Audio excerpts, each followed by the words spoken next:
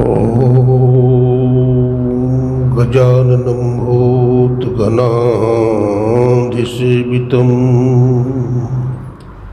कपित्थजम्बो फलचारुभक्षणम् उमासुतं शोकविनाशकारिकम्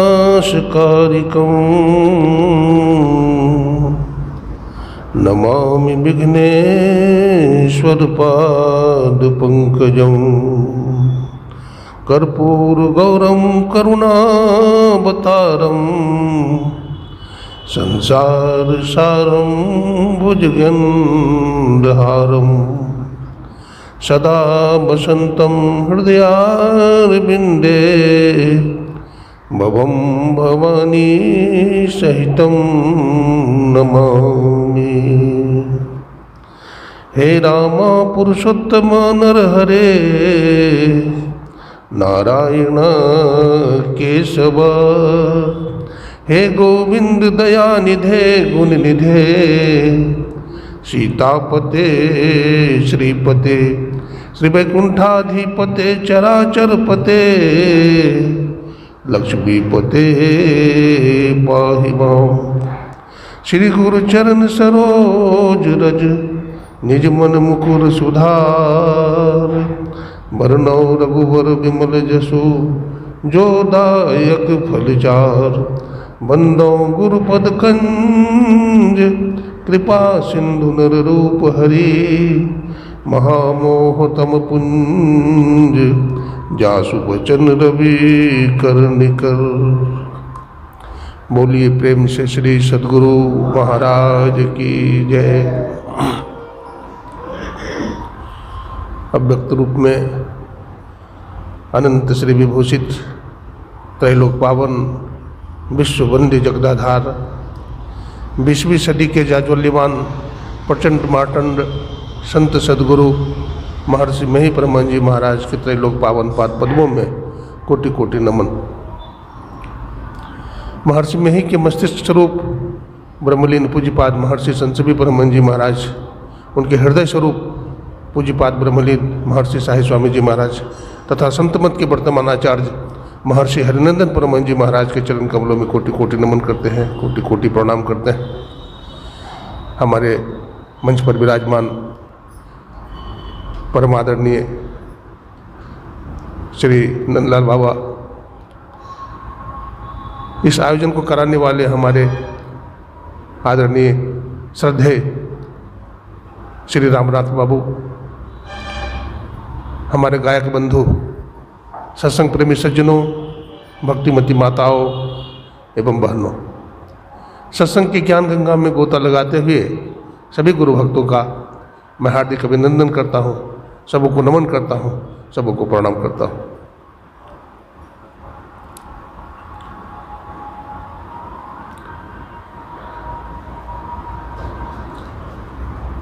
कली काल में, आज के वैज्ञानिक युग में, भाग दौड़ के युग में कोई भी नहीं कह सकता मैं सुखी हूँ।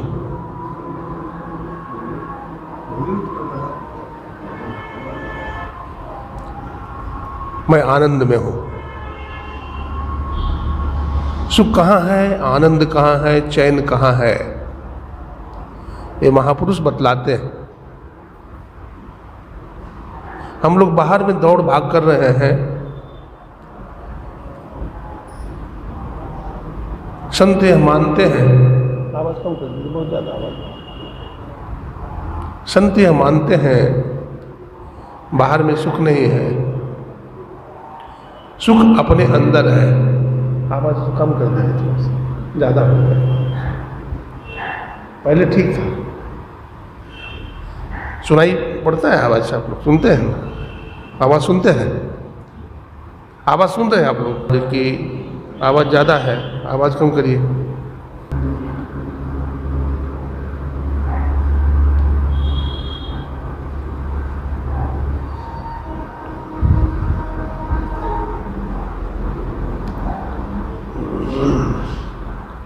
अभी आप लोगों ने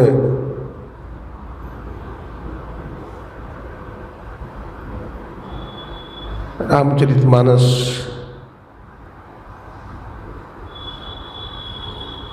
प्रथम सोपान बालकांड से सदगुरु की महिमा सुन रहे थे। बंदो गुरुपद कंज कृपा सिंधु नर रूप हरि महामोह तम पुंज जासु वचन रविकर निकर।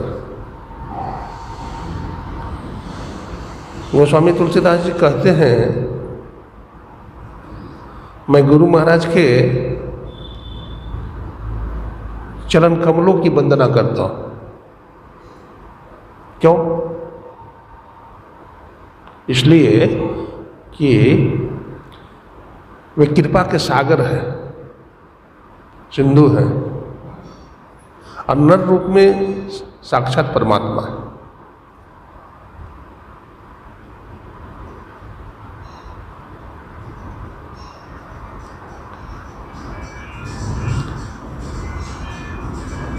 फिर दूसरे चौपाई में कहते हैं, बंदौ गुरुपद पदुम परागा सुरुचि सुवास सरस अनुरागा। यहाँ पर अतिशयोक्ति अलंकार है। गोस्वामी जी बतलाना चाहते हैं कि जिन गुरु का चरण में लगा हुआ रज यानी धूल ही इतनी प्रभावकारी है, गुणकारी है, तो उनके चरण का कितना प्रभाव होगा? नहीं। जिनके चरण में लगा हुआ धूल से ही जीव का कल्याण हो जाता है, तो उनका चरण की क्या महिमा होगी?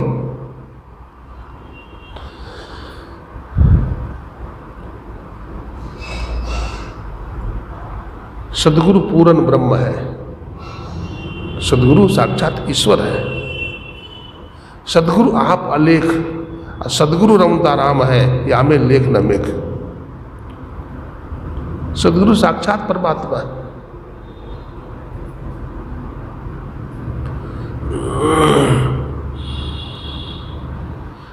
कबीर साहब कहते हैं, सदगुरु की महिमा अनंत, अनंत किया उपकार, लोचन अनंत उघारिया, अनंत दिखावन हार। सदगुरु की कितनी महिमा है? तो कहते हैं अनंत महिमा है, कह नहीं सकते, अपरंपार है, असीम है, वाणी से वर्णन नहीं किया जा सकता, वर्णन अतीत है। सदगुरु की महिमा अनंत, अनंत किया उपकार, उनका इतना उपकार है, इतनी भलाई है कि वर्णन नहीं किया जा सकता। और लोचन अनंत उघारिया, लोचन माने आंख। इस संसार में परमात्मा ने हमें तो भेजा, माया के जंजाल में हमें दे दिया, भेज दिया, लेकिन इस संसार में रास्ता बताने वाले कौन है? तो सदगुरु हैं। इसलिए उनका कृपा बड़ी है। आप कहेंगे कि महाराज कृपा तो पिताजी की भी बहुत है, माता जी की भी बहुत है, परमात्मा की भी बहुत है। बाबा चरण दास जी महाराज कहते हैं, पितु से माता 100 गुना, पिता से माता का स्थान 100 गुना ऊंचा है। कहा क्यों भाई? कहते सुथू राखे प्यार। माता पिता अपने बच्चों को बहुत प्यार करते हैं। अब मन से ती सेवन करे, मन से सेवा भी करती है, तन से तो सेवा करती है, मन से भी करती है, तन मन दोनों से सेवा करती है। लेकिन पितु से माता 100 गुना, पिता से माता का स्थान 100 गुना ऊंचा क्यों है? पिता के गोद में बच्चा पेशाब कर दे, पिता तुरंत बोले ले जाओ, हटाओ। लेकिन माँ कभी उबती नहीं है, माता धरती की तरह सहनशील है, इसलिए पिता से माता का स्थान 100 गुना ऊंचा है। फिर आगे लिखते हैं बाबा चरण दास जी, माता से हरि 100 गुना, माता से भी 100 गुना कौन है? हरि है, यानी परमात्मा है। क्यों? तो कहते गर्भ माँ है जिन्हें रक्षा किन्हा, बाखा ने को दिन्हा, जठर अगिन सो राख लिए हैं, अंग संपूर्ण किन्हा। माँ के गर्भ में बच्चा कैसे भोजन किया, कैसे जल ग्रहण किया, मुंह में दांत भी नहीं था, कैसे पचा भोजन, ऑक्सीजन का डब्बा तो नहीं लगा हुआ था ना, फिर कैसे जिंदा रहा। इसलिए माता से भी हरि यानी परमात्मा का स्थान 100 गुना ऊपर है। फिर अंतिम कड़ी में लिखते हैं, माता से हरि 100 गुना, जिनसे 100 गुरुदेव, उनसे 100 गुना कौन है? तो कहते गुरुदेव। क्यों? तो कहते प्यार करें, तो प्यार तो पिता भी करते हैं, माँ भी करती है, हरि परमात्मा भी करते हैं। लेकिन गुरु के लिए नया शब्द दिया, क्या? अवगुण हरे। अवगुण का हरण न पिता करेंगे, न माँ करेगी, न हरि परमात्मा करेंगे। अवगुण का हरण कौन करेंगे? संत सदगुरु करेंगे। इसलिए सदगुरु पूर्ण ब्रह्म है, सदगुरु साक्षात परमात्मा से भी ऊपर है। गोस्वामी तुलसीदास जी लिखते हैं, गुरु गोविंद दो खड़े, काको लागो पाँव, अब बलिहारी को आपनो, अब गोविंद दियो बताए। तो गोविंद यानी परमात्मा को बताने वाले सदगुरु होते हैं। श्री गुरु पद नख मणिगण ज्योति, असुमरत दिव्य दृष्टि ही होती। गुरु महाराज के चरण नख में क्या है? मणियों की ज्योति है। असुमृत दिव्य दृष्टि होती, उसका सुमरण करने से हृदय में दिव्य दृष्टि खुल जाती है। गोस्वामी जी ने लिखा, उग्र ही विमल विलोचन ही के, अमिट ही दोष दुख भव रजनी के, असुजत राम चरित मणिमानिक, गुपुत प्रकट जहि जे जिनि खानिक। तो हृदय में यानी योग हृदय में, हृदय का मतलब यहाँ क्या है? हृदय का मतलब यहाँ मांस का पिंड हृदय नहीं है, वक्षस्थल से नहीं है। हृदय का मतलब योग हृदय से है। योग हृदय क्या होगा? खुल जाएगा, 10वां द्वार खुल जाएगा। क्योंकि 10वां द्वार खोलने वाले सदगुरु ही होते हैं। पदावली में है, गुरु महाराज लिखते हैं, गुरु खोले तिल द्वार, हो ब्रह्मांड में पैसार, लखिए ज्योति अपार, बजो साध गुरु है। गुरु बिन भव निधि तरय न कोई, जो विरंची संकट सम होई। गुरु के बिना, विरंची यानी ब्रह्मा जी, ब्रह्मा जी का भी बेड़ा पार नहीं होगा गुरु की कृपा के बिना, चाहे भगवान शिव ही क्यों नहीं हो। शंकर भगवान का भी बेड़ा पार नहीं होगा गुरु के बिना। एक जगह में सत्संग करने के लिए गया तो वहाँ लोगों ने कहा कि बाबा, मैंने कहा कि शंकर भगवान के भी गुरु थे। तो कहते हैं, बाबा शंकर भगवान के तो कोई गुरु नहीं थे, वो तो महादेव है, उनके गुरु कौन रहेंगे? मैंने कहा कि वेद पुराण पढ़े हो? बोले नहीं बाबा, पढ़ा तो नहीं हो लेकिन सुना हो। मैंने कहा सुनने से काम नहीं चलेगा, शंकर भगवान के गुरु थे। बोले नहीं बाबा, ऐसा नहीं हो सकता। मैंने कहा पुराण पढ़ो। बोले बाबा कौन थे बता दीजिए। मैंने कहा अंगिरा ऋषि। अंगिरा ऋषि शंकर भगवान के गुरु थे। भगवान शंकर को महादेव बोलते हैं। क्या बोलते हैं? महादेव। भगवान शंकर की शादी हो रही थी एक बार, शिवरात्रि के दिन भगवान शंकर की शादी हुई। तो जब शादी हो रही थी भगवान शंकर की, तो पंडित जी महाराज जो कर्मकांड करवा रहे थे, उन्होंने पूछा आपका नाम क्या है? तो बोला शंकर महादेव।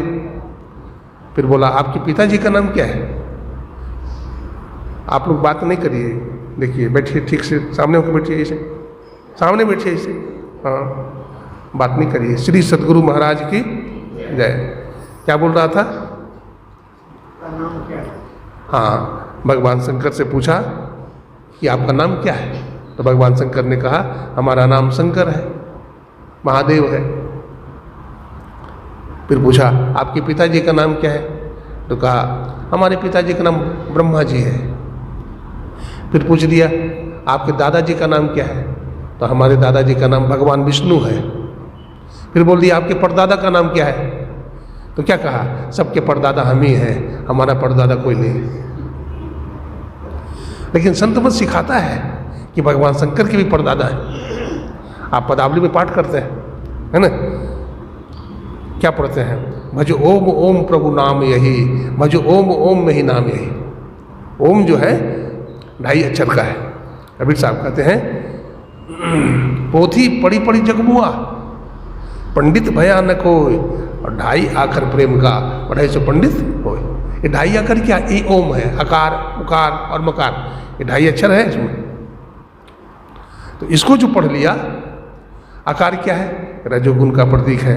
उकार क्या है? सतोगुण का प्रतीक है। अब मकार क्या है? तमोगुण का प्रतीक है। इसको जो पढ़ लिया वो विद्वान है, वो पंडित है, वो ज्ञानी है। आइए, गुरु की महिमा है। गुरु की कृपा से जीव आवागमन के चक्र से छूट जाता है। स्वामी विवेकानंद जी महाराज शिकागो के धर्म सम्मेलन में एक दिन के प्रवचन में गुरु के ऊपर बोल रहे थे। उनका प्रवचन तो इंग्लिश में हुआ था। वो लाइन मैं आपको सुना देता हूँ, वो क्या बोल रहे थे। जब बोल रहे थे तो उनकी आंख से आंसू टपक रहा था। अपने गुरुदेव का ध्यान कर रहे थे, मन ही मन स्मरण कर रहे थे, और आंख से आंसू टपक रहा था। अंग्रेज लोगों ने कहा ये गुरु शब्द बोलता है और रोता है, गुरु शब्द में क्या विशेषता है? विवेकानंद जी महाराज ने कहा, as a gardener increases the beauty of the trees and plants show them as a skill, as a barber enhance the beauty of the man's face and makes it lovelier। सदगुरु क्या है तुम जानते हो? जैसे माली क्या करता है? बगीचा के झाड़ झंकाड़ को काट देता है, सुडौल बना देता है बगीचा को, न? कारपेंटर जिसको बढ़ी बोलते हैं, वो लकड़ी से सुंदर टेबल कुर्सी मेज बना देता है, खिलौना बना देता है। बार्बर नाई आपके बाल दाढ़ी को काट करके आपको हैंडसम बना देता है, सुंदर बना देता है। सदगुरु क्या करता है आप जानते हैं? कबीर साहब के शब्दों में, गुरु कुम्हार से कुंभ है, घटी घटी खाड़ है खोट, अंदर हाथ संभार दे अब बाहर बाहे चोट। कुंभकार को देखे होंगे, जब घड़ा बनाता है अब घड़ा टेढ़ा मेढ़ा हो जाता है तो ठोकता है ना, क्या करता है? ठोक करके सीधा करता है। अगर घड़ा बोले कि भाई हमको क्यों ठोकता है, तो घड़ा बनेगा? नहीं बन सकता है। तो सदगुरु ठोकते हैं और ठोक करके योग्य बना देते हैं। जब विवेकानंद जी महाराज का प्रवचन हुआ अमेरिका में, सभी समाचार पत्रों में, मैगजीनों में रंगीन फोटो, प्रशंसात्मक शब्दों में निकला। विवेकानंद जी महाराज के प्रवचन में निकला, क्या निकला? विवेकानंद जी से जब पूछा जा रहा था गुरु क्या है, गुरु में क्या विशेषता है, कहा तुम आज एक विवेकानंद के प्रवचन को सुन करके दंग रह गए हो। तुम आज एक विवेकानंद के प्रवचन को सुनकर दंग रह गए हो। हमारे गुरुदेव रामकृष्ण परमहंस अगर चाहे तो हमारे जैसे हजारों और लाखों विवेकानंद को पैदा कर सकते हैं। यही गुरु की विशेषता है। जैसे धरती में अनेक धूल है, आसमान में अनेक सितारे हैं, हमारे गुरु चाहे तो हमारे जैसे हजारों विवेकानंद को पैदा कर सकता है। तो एक गुरु की विशेषता है। गुरु के बिना ज्ञान नहीं है, गुरु के बिना गति नहीं है, गुरु के बिना निर्वाण नहीं है, मोक्ष नहीं।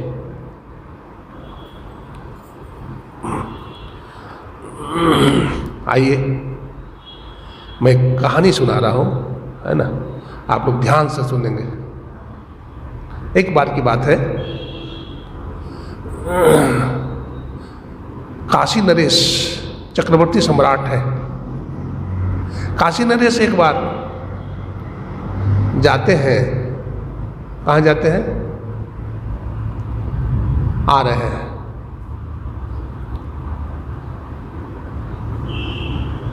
देवर्षि नारद से मुलाकात हो जाती है। काशी नरेश प्रणाम करते हैं नारद बाबा को। नारद बाबा पूछते हैं, काशी नरेश कहाँ जा रहे हो? तो भगवान हम जा रहे हैं अयोध्या। किस लिए? भगवान श्री राम का दर्शन करने के लिए। देवर्षि नारद कहते हैं हाँ जाओ, अवश्य जाओ, मैं भी अभी भगवान श्री राम का दर्शन करके आ रहा हूँ। भगवान राम का दरबार लगा हुआ है, जाओ दर्शन करो। लेकिन सुनो काशी नरेश, जहाँ पर भगवान श्री राम बैठे हैं ना, बगल में विश्वामित्र मुनि भी बैठे हैं, और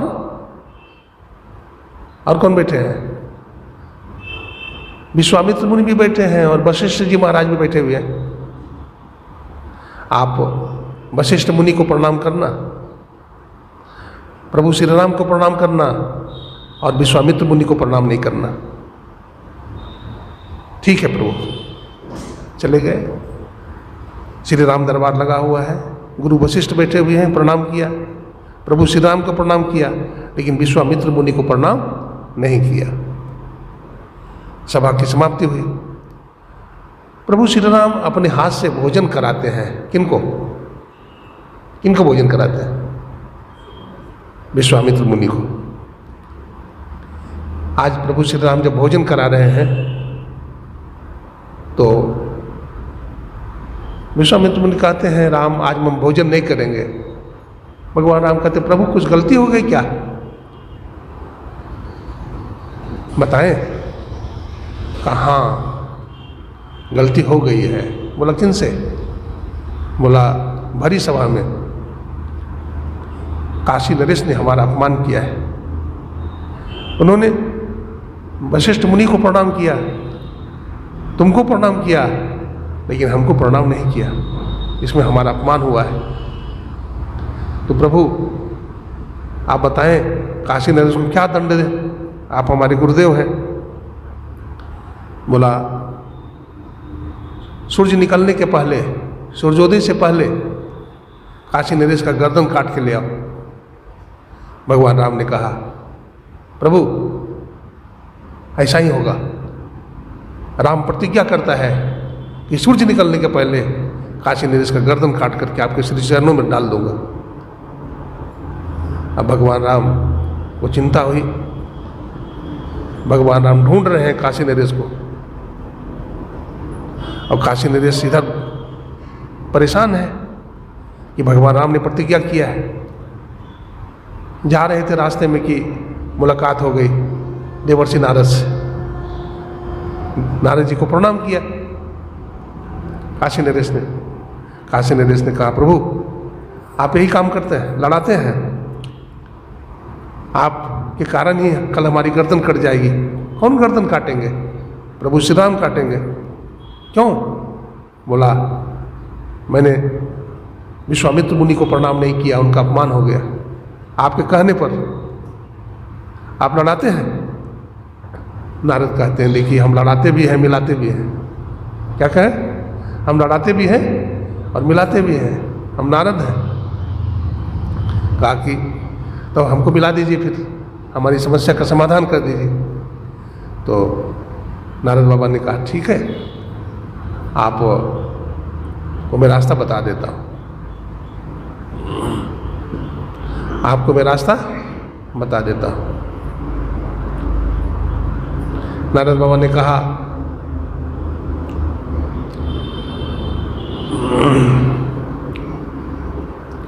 एक पर्वत पर, ऋषिमूलक पर्वत पर माता अंजनी तपस्या कर रही है, घोर तपस्या में लीन है। आप जाइए उनके श्री चरणों को पकड़ लीजिएगा और रोइएगा जब तक माता जी ये ना बोले विजयी भवा विजयी भवा, अमर भवा अमर भवा, तब तक चरण मत छोड़िएगा। बोला ठीक है। चले गए काशी नरेश ऋषिमूलक पर्वत पर, माता अंजनी तपस्या में लीन है।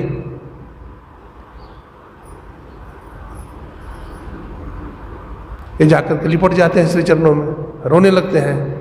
माँ की तपस्या, आँख खुलती है, तपस्या टूटती है, आँख खुलती है। माता अंजनी बोलती है क्यों बेटा, क्यों रो रहे हो, क्या बात है? कुछ नहीं बोलते हैं, रोए जा रहे हैं। तो माता बोलती है विजयी भवा अमर भवा, तब कहते माँ आपने अमर होने का आशीर्वाद दे दिया, विजयी होने का आशीर्वाद दे दिया, लेकिन भगवान श्री राम कल हमारा गर्दन काट लेंगे। क्या हुआ? बोला इस तरह की बात है, सारी बात बता दिया। माता अंजनी ने कहा नारद घबराओ नहीं, मैं एक उपाय बताता हूँ, मैं एक उपाय बताती हूँ। कहते हैं देखो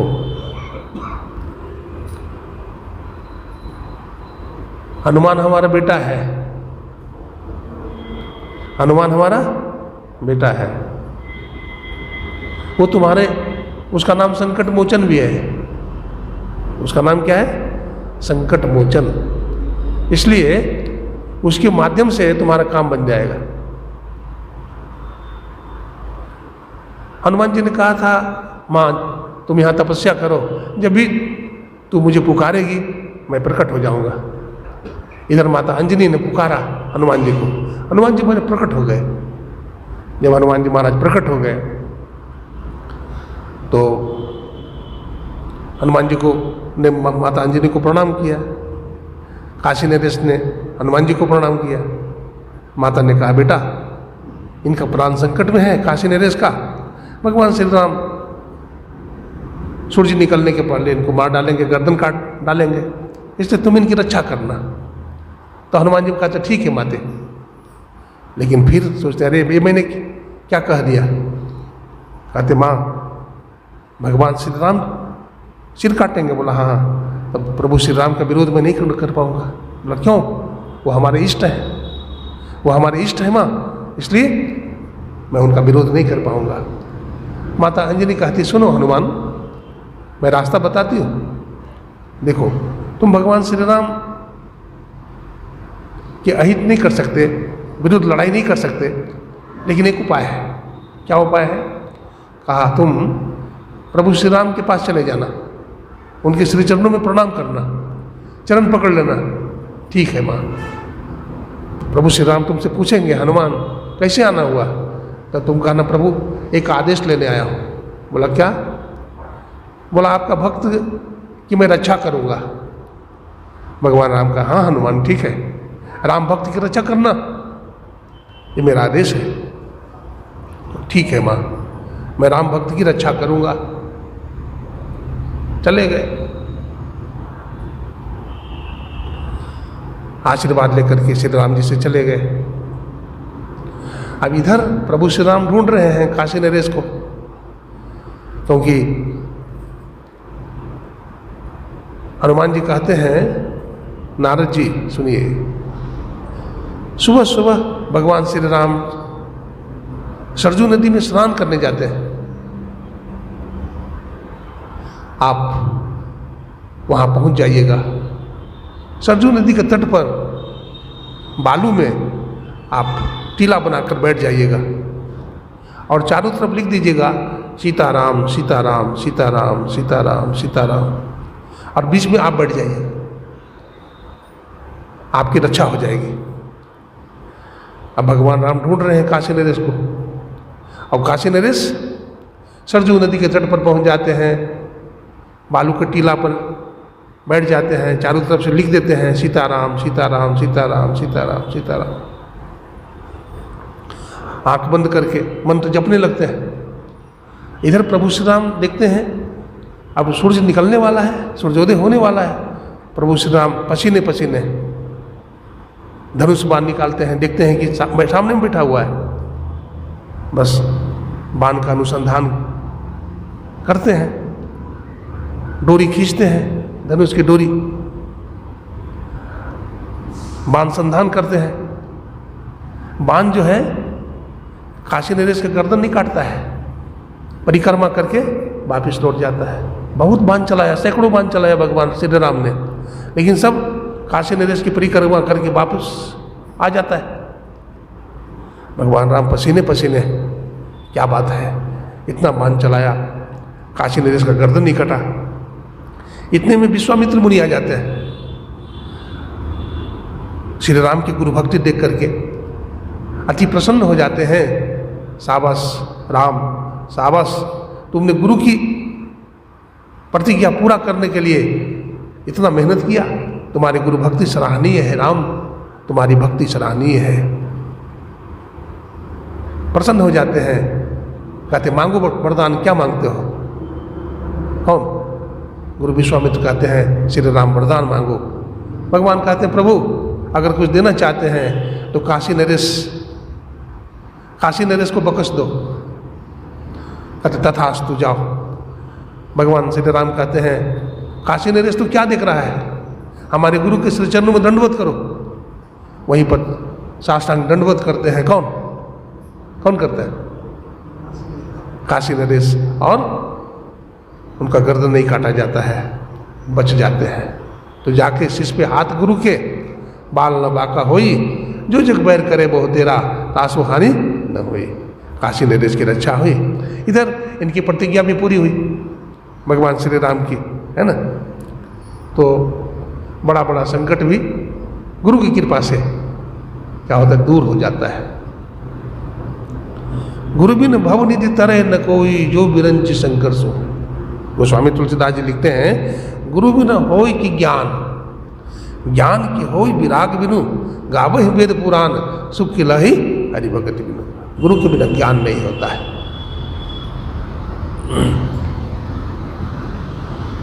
गुरु की परिभाषा उपनिषद में भी है, गु शब्दत्व अंधकारा, रू शब्दत्व तन निरोधका। गु का मतलब अंधकार, रू का मतलब प्रकाश। जो अंधकार से प्रकाश की ओर ले जाते हैं वो सद्गुरु हैं। जो संसार से परमार्थ की ओर ले जाते हैं वो गुरु हैं। और जो मृत्यु से अमरता की ओर ले जाते हैं वो गुरु हैं। वेद में लिखा है तमसो माँ ज्योतिर्गमय, असदो माँ सदगमय, मृत्यु माँ अमृतगमय। मुझे असत से सत की तरफ ले चलो, अधर्म से धर्म की ओर चलो, और मृत्यु से अमरता की तरफ ले चलो। हरि अनंत, हरि कथा अनंता। हरि अनंत है और उनकी कथा भी अनंत है। देखिए जो सत्संग करता है, भजन करता है, उसका कल्याण होता है। विश्वामित्र मुनि के साथ जा रहे हैं कौन? प्रभु श्री राम, लक्ष्मण। और गौतम ऋषि ने साप दे दिया है। किसको साप दिया है? अपनी धर्मपत्नी अहिल्या जी को। पत्थर की शिला बन जा। तो पत्थर की शिला बनी, वहां पर पड़ी है जहां पर शमशान घाट है। सबने नफरत कर लिया है, उनकी तरफ कोई नहीं देखता। कौआ गीद भी नहीं देखता है। जंगल में सब जंगली जानवर घृणा कर लिया है। सुंदर शिला पड़ी हुई है जंगल में। विश्वामित्र मुनि आगे आगे हैं, राम लक्ष्मण पीछे पीछे हैं। श्री राम पूछते हैं गुरुदेव ये कैसी शिला पड़ी है? ये शिला कैसे पड़ी है? विश्वामित्र मुनि कहते हैं राम ये वही अभागिन नारी है, ये वही पापनी है, ये वही व्यभिचारिणी है। इसकी तरफ कोई नहीं देखता, तुम इसकी तरफ क्यों देखते हो? भगवान श्री राम कहते हैं गुरुदेव हमारा यही स्वभाव है, जिसकी तरफ कोई नहीं देखता है उसकी तरफ राम देखता है। बोल बेटा राम तो धन्य है, जिसकी तरफ कोई नहीं देखता है उसकी तरफ राम देखता है। बेटा तू ही इसका उद्धार कर। प्रभु श्री राम जंगल में गए हैं तो जूता चप्पल थोड़े पहन रहे हैं। जूता चप्पल है नहीं है, नंगे पाँव है भगवान। और चरणों में धूल लगा हुआ है, लथपथ धूल से। मर्यादा पुरुषोत्तम है भगवान श्री राम, आर्ज है, महापुरुष है। महापुरुष पराई नारी का स्पर्श नहीं करते। भगवान राम खड़े हैं। पवन देव ने सहायता की, हवा का झोंका आया और चरण कमल से धूल उड़ा और शिला पर चली गई और नारी बन गई अहिल्या। पत्थर से नारी बन गई। सबरी के वट जटायु अहिल्यादि के पास पहुँचे स्वयं छोड़कर के अवध।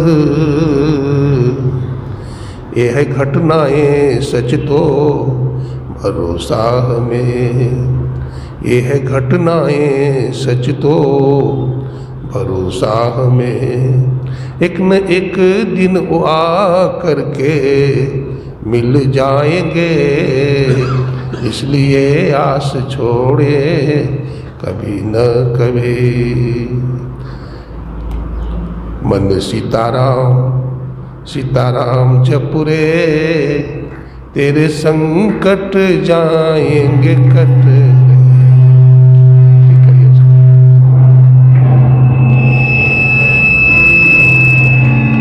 ठीक करिए उसको। हाँ, मन सीताराम सीताराम। भाई सेटिंग इसका ठीक नहीं है भाई।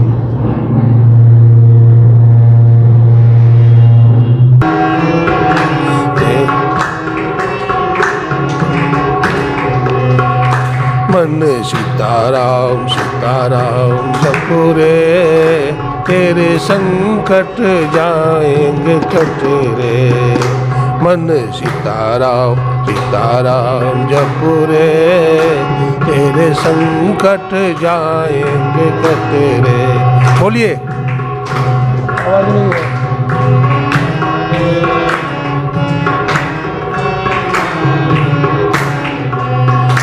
मन राधे श्याम रट रे, तेरे संकट जाएंगे कट रे।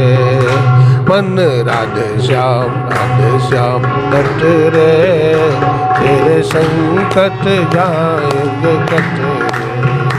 मन राधे श्याम रट रे, तेरे संकट जाएंगे। फिर ना कुछ जुल्म कमाया। आवाज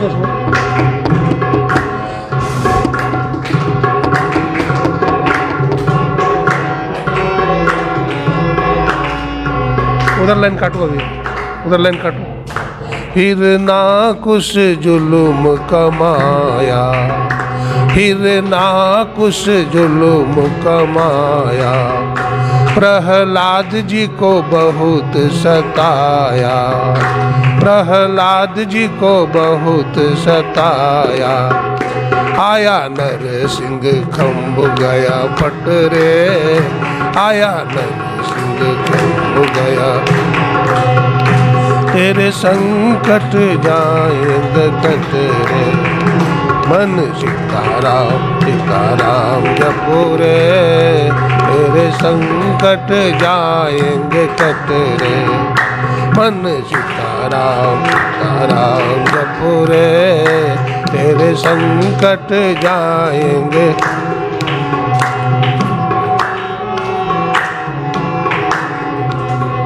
ग्राह गज को कर लिया बस में, ग्राह गज को कर लिया बस में। प्रभु टेर सुनी थी जल में, प्रभु टेर सुनी थी जल में। प्रभु पल में भये प्रगट रे, प्रभु पल में भये प्रगट रे। तेरे संकट जाएंगे कट रे। मन सीताराम जपुरे, तेरे संकट जाएंगे।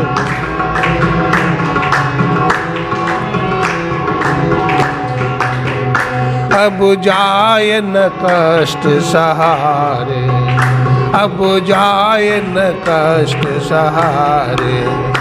द्रौपदी ने वचन कहा रे, द्रौपदी ने वचन कहा रे। तब क्या हुआ? दुशासन का बन गयो घट रे, दुशासन का बन गए घट रे। तेरे संकट जाएंगे कट रे। मन सीताराम जपुरे, तेरे संकट जाएंगे कट रे। मन सीताराम जपुरे, तेरे संकट जाएंगे। श्री सद्गुरु महाराज की। देखिए भाई,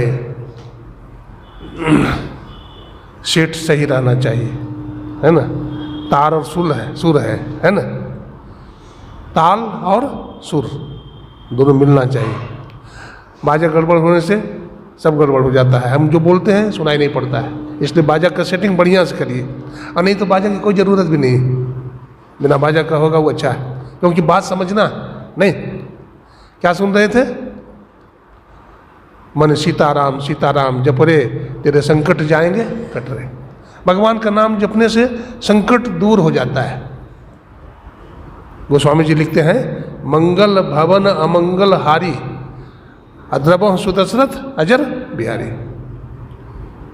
अमंगल भी, खटमंगल भी मंगल में बदल जाता है। भगवान के नाम में इतनी शक्ति है, भजन में इतना बल है। अनेकों का संकट दूर हो गया। भक्त प्रहलाद को मारने की धमकी दिया हिरण्यकशिपु ने, इतना प्रयास किया मारने का, समुद्र में फेंकवा दिया, पहाड़ पर से गिरा दिया, विष पीने के लिए दिया, तलवार से मारा खंबा में। बोला, बोलो प्रहलाद तुम्हारा भगवान कहाँ है? क्या इस खंबा में भी है? कहा हाँ खंबा में भी है, सब जगह है, हम में तुम में खड़क खंब में सब में है भगवान। अब खंबा पर जो ही मारा, नरसिंह भगवान प्रकट हो गए। बताइए, प्रहलाद की रक्षा हुई। और तो और श्रीमद् भागवत महापुराण में सुंदर कथा है ग्राह और गजेंद्र की, है ना। ग्राह गज को कर लिया बस में, ग्राह गज को कर लिया बस में। तो क्या हुआ? प्रभु टेर सुनी थी जल में, तो प्रभु पल में भये परगट रे, प्रभु पल में भये परगट रे, तेरे संकट जाएंगे कट रे। मन सीताराम सीताराम जप रे, तेरे संकट जाएंगे कट रे। मन राधे श्याम कट रे, तेरे संकट जाएंगे कट रे।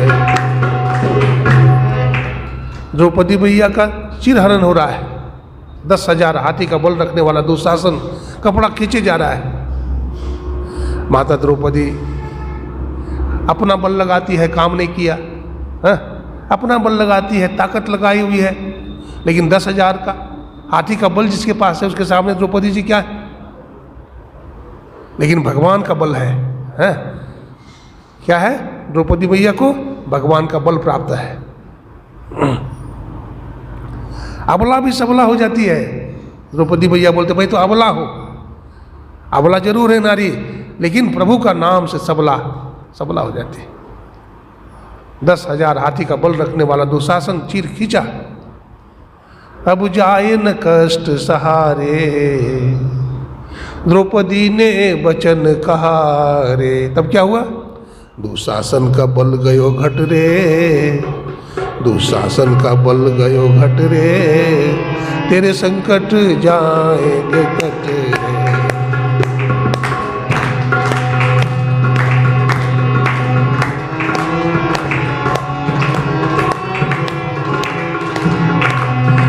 मन गुरु नाम जप रे, मन गुरु नाम जप रे, तेरे संकट जाएंगे कट रे। मन गुरु नाम जप रे, तेरे संकट जाएंगे कट रे, तेरे संकट जाएंगे कट रे, तेरे संकट जाएंगे कट रे। मन गुरु नाम जप रे, तेरे संकट जाएंगे कट रे। मन गुरु नाम जप रे, तेरे संकट जाएंगे कट रे। श्री सद्गुरु महाराज की। वास्तव में गुरु का नाम में बड़ा बल है, प्रभु के नाम में बड़ी ताकत है। जीवन में जब कभी घबराकर तेरा नाम आता है, तेरे रहमत का सहारा काम आता है। गुरु महिमा पर पाठ हुआ है। एक पुराने सत्संगी थे, उनका नाम था ओम प्रकाश जी।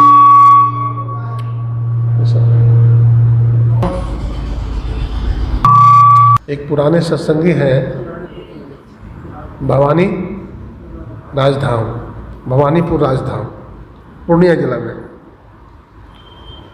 उनका नाम है श्री ओम प्रकाश शर्मा। उनकी धर्मपत्नी भी है, उनका नाम है श्रीमती राधा देवी। शादी के बाद दोनों ने दीक्षा ले लिया था और नियम बनाया कि साल में 2 बार गुरुद्वारा जाना है, गुरु महाराज के दर्शन करने के लिए, गुरुधाम।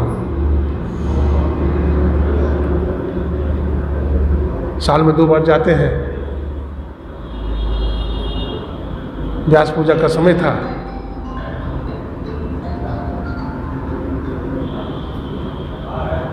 व्यास पूजा का समय था, वहाँ 2 दिन रहे। व्यास पूर्णिमा मनाए, कल होकर आने लगे तो गुरु महाराज का दर्शन करके चलना चाहते हैं। गुरु महाराज के श्री चरणों में प्रणाम किया ओम प्रकाश शर्मा जी। फिर उनकी धर्मपत्नी ने प्रणाम किया तो रोने लगी। वो माताओं का हृदय थोड़ा कोमल होता है, रोने लगी। गुरु महाराज ने पूछा, बेटी क्या बात है, क्यों रोती हो? तो कहा, गुरुदेव हमारे पेट में दर्द रहता है, बहुत दर्द हो रही है। तो कितने दिनों से? बोले 3 साल से। गुरु महाराज ने आंख बंद कर दिया, कहा, ओम प्रकाश बाबू अल्ट्रासाउंड करवा लीजिएगा। घर में गए, कल होकर के डॉक्टर के पास पहुंचे, अल्ट्रासाउंड हुआ, चेकअप हुआ, रिपोर्ट आई। उसमें आया कि पेट में बहुत बड़ा फोड़ा हो गया है, घाव अब पक गया है और फूट गया है, कैंसर का रूप ले लिया है। और कैंसर 4th स्टेज में चला गया। कैंसर का तो नो आंसर है, और वो भी 4th स्टेज में चला जाए, कहना ही क्या। लेकिन डॉक्टर अच्छा था, उसको जानने वाला था ओम प्रकाश को। कहा, ठीक है मित्र, मैं रिस्क उठा लूँगा, कल ले आना। हॉस्पिटल में भर्ती हुई, सारी तैयारी है ऑपरेशन की। बेड पर लिटाया गया, बेड पर लिटाया गया पेशेंट को। डॉक्टर के हाथ में कैंची है, टेबल पर बैंडेज है, टैबलेट्स है, इंजेक्शन है, ईथर है, दिया गया पेशेंट को ईथर। पेशेंट को तो ऐसा है ना कि 40 मिनट के बाद, 50 मिनट के बाद रोगी को होश आ जाएगा। रोगी होश में नहीं आया, 2 घंटा हो गया। जब 2 घंटा में भी होश में नहीं आया तो डॉक्टर घबरा गया कि लगता है रोगी मर तो नहीं गया। तो रोगी का पर्चा लेकर के डॉक्टर पर्चा उठा ही रहा था सिरहाने से कि रोगी आंख खोल दिया। एक बूढ़े बाबा प्रकट हो गए और बूढ़े बाबा ने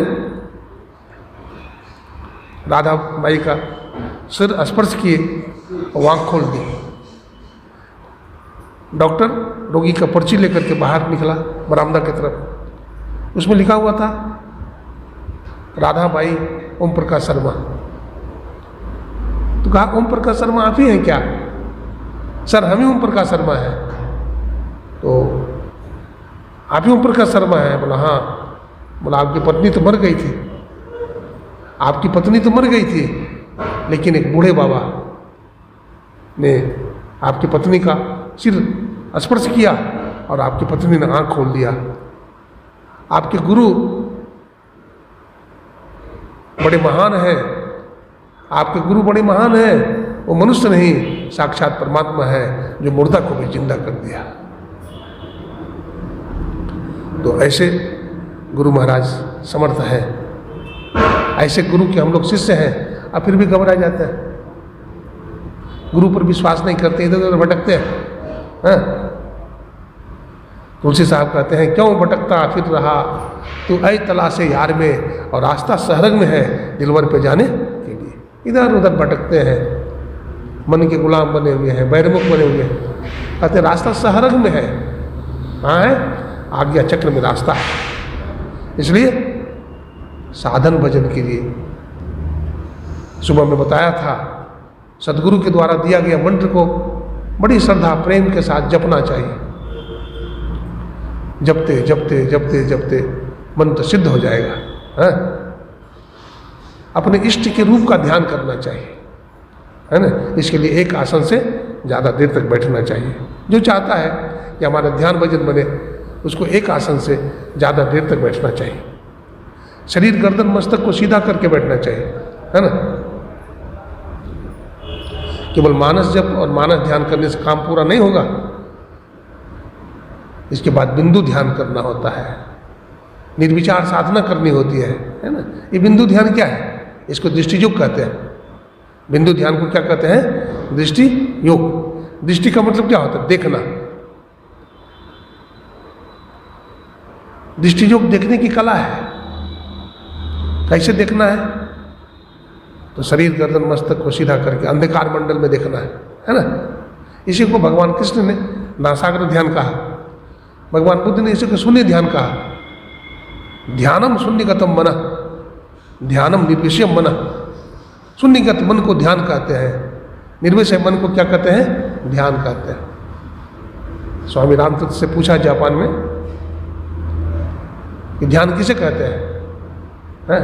तो उन्होंने क्या बताया? The concentration of mind, the peace of mind, और attention without any tension, that is called meditation, है ना। One person, one who go the deep consciousness, बिल्कुल गहराई में चला जाना, अपने को गहराई में ले जाना, क्या है? ध्यान है। जहाँ कुछ भी पता न चले, हाँ, कुछ भी पता न चले। कबीर साहब कहते हैं, वो ध्यान कौन करेगा? इतना गहरा ध्यान कौन लगाएगा? भूख न लागे, नींद न आवे, दिन रात मोहे बिरह सतावे। बैरागी कौन होता है? न उसको भूख लगती है, न प्यास लगती है, दिन रात आंख से आंसू चलते हैं परमात्मा के विरह में। कबीर दास की भावता दूर ही से दी संत, तन छीना मन अनमना जग से रूठ फिरंत। योगी लोग, अवधूत लोग संसार से भागे फिरते हैं, भागे फिरते हैं। लोग पीछा करते रहते हैं, वो भागते रहते हैं। ऐसी बैरागी की अवस्था है। सुखदेव मुनि भागे जा रहे हैं, चूटा कमंडल लेके भागे जा रहे हैं। व्यास जी महाराज पुत्र पुत्र कह करके पुकार रहे हैं। अब वो तो दिगंबर है, पूरे अवधूत है, वो तो कुछ नहीं बोलते हैं, लेकिन उनके बदले में गाछ वृक्ष बोलता है, नदी पहाड़ बोल रहा है। अरे तो किसको पुत्र कह रहा है? तुम्हारा पुत्र तो अवधूत है, दिगंबर है। गोपियाँ जो स्नान कर रही है दिगंबर होकर के, वो वेदव्यास जी को देख करके शर्मा जाती है। वेदव्यास जी महाराज कहते हैं, गोपियाँ तूने उल्टी गंगा बहा दी, हमारा जवान बेटा अभी इस रास्ता से पार हुआ, तूने कपड़ा नहीं पहनी, पर्दा नहीं की, हम बूढ़ा है, हमको देख करके पर्दा की। कहा पिताजी बुरा ना माने, आपका बेटा अवधूत है, उसको नारी पुरुष का ज्ञान नहीं है, वो बालक है। बालक माँ के गोद में किसी भी हालत में बैठा रहे, वो बालक है, उसको कुछ भी ज्ञान नहीं है, लेकिन आपको पूरा ज्ञान है। ऐसे थे सुखदेव मुनि, है ना। तो ध्यान भजन करिए बढ़िया से, है ना। दृष्टि साधन करिए। कबीर साहब कहते हैं ये रास्ता लंबा है, लंबा मार्ग दूर घर, बिकट पंथ बहुमार, कहो संतो क्यों पाइए दुर्लभ हरि दीदार। लंबा मार्ग है और घर दूर है? और रास्ते में बहुत सारे लुटेरे हैं, काम क्रोध लोभ मोह मत्सर आदि, ये लुटेरे हैं। कबीर साहब ने कहा बसे 2500 चोर, इस नगर में 25 चोर बास करते हैं, और एक चोर तो लूट के रख लेता है। अब 25 चोर जाए, चैन लेने देगा? नहीं लेने देगा। इसलिए इस चोर से बचिए, अंतर्मुख होकर भजन करिए, गुरु भगवान की कृपा होगी और आप काम क्रोध विकारों से बच जाइएगा। आज इतना ही सुनाया। हमारे आदरणीय रामनाथ बाबू और हमारे आदरणीय संतोष बहन, हाँ, इन लोग मिल करके इस सत्संग का आयोजन कराए हैं। एक गुरु महाराज के बड़े लाडले हैं। आज दोनों को मैं महर्षि संचेती जी महाराज के पास बहुत बार देखा। ये अभी भी आते हैं। अभी कुछ दिन पहले गए हुए थे आश्रम में हमारे वर्तमान आचार्य पूज्य हरनंदन जी महाराज के दर्शन करने के लिए। हमारे कमरे में भी आए थे। वहीं पर प्रोग्राम इनका बना कि बाबा समय दीजिए, गुरु महाराज की कृपा हुई आज। और आज देखिए यहाँ सत्संग धूमधाम के साथ चल रहा है ना। तो गुरु महाराज के परम गुरु भक्त हैं। गुरु महाराज की बड़ी कृपा इन पर है। ये बहुत भोले भाले भी हैं, है ना। भोले भाव मिला रघुराया और टेढ़ा चाल कोई नहीं पाया। तो बोलिए प्रेम से श्री सद्गुरु। आप लोग अधिक से अधिक संख्या में आइए। हमारे आदरणीय नंदलाल बाबा हैं, ये भी हमारे पुराने जानकार हैं।